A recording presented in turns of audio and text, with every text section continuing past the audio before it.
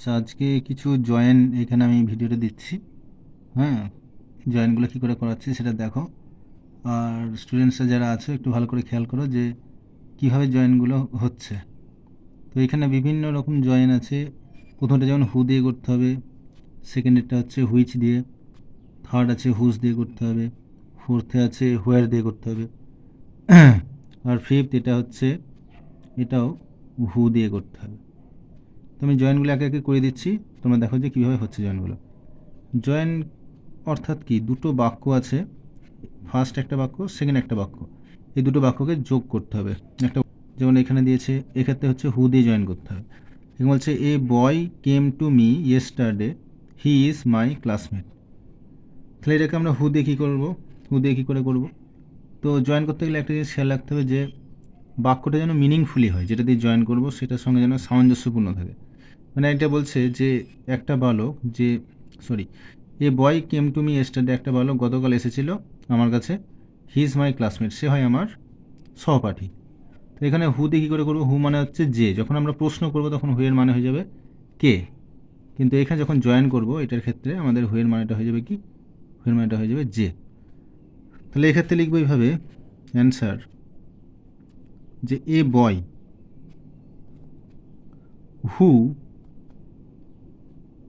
Came to me yesterday, একটা বালক যে আমার কাছে গতকাল এসেছিল, ইজ, এটা ফুল স্টপ না কিন্তু, হ্যাঁ, ইজ মাই ক্লাসমেট। হলো? তাহলে এটা হচ্ছে ফার্স্ট, এটা গেল, সেকেন্ড এটা চলে আসবে।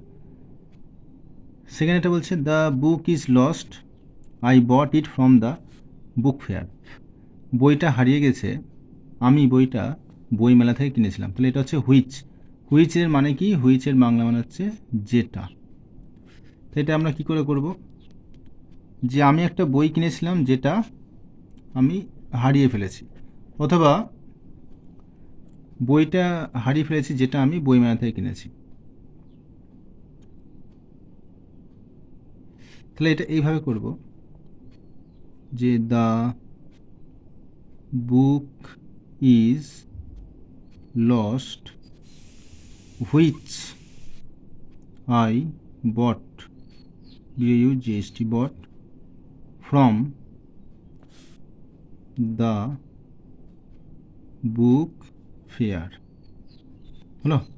বইটা হারিয়ে ফেলেছি যেটা আমি বইমেলা থেকে কিনেছি। হলো? সে থার্ডের থেকে চলে আসি এবার। এটা হচ্ছে I saw the girl her mother died recently, whose.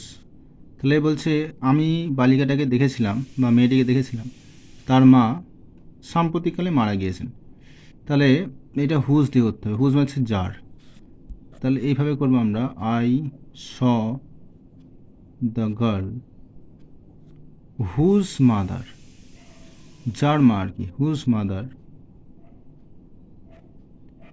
Died recently. হলো? 3 হয়ে গেছে, এবার চারেরটা, 4 নম্বরে চলে আসি আমরা। Last year we visited Agra, গত বছর আমরা আগ্রা বেরিয়ে এসেছিলাম। The wonderful Taj Mahal is situated hair. তাহলে খুব সুন্দর স্মৃতিসৌধ একটা রয়েছে তাজমহল, যেটা সেখানে মানে অবস্থিত সেখানে। এটা হোয়ার দিয়ে করতে হবে। তাহলে এখানটায় কথাটা কি বলছে, যে last year we visited Agra, the wonderful Taj Mahal is situated hair. এটাকে আমরা কী করে দেবো, হোয়ার দিয়ে যোগ করবো। হোয়ার মানে হচ্ছে কি, যেখানে, যেখানে।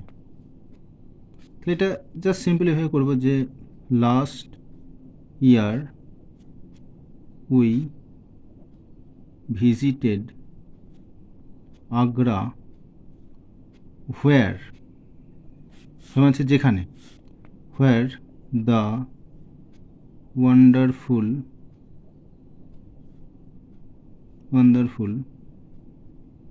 Taj Mahal is situated. লাস্টেরটা রবীন্দ্রনাথকে দিয়ে দিয়েছে, যে Rabindranath was a great poet, Rabindranath একজন মহান কবি ছিলেন।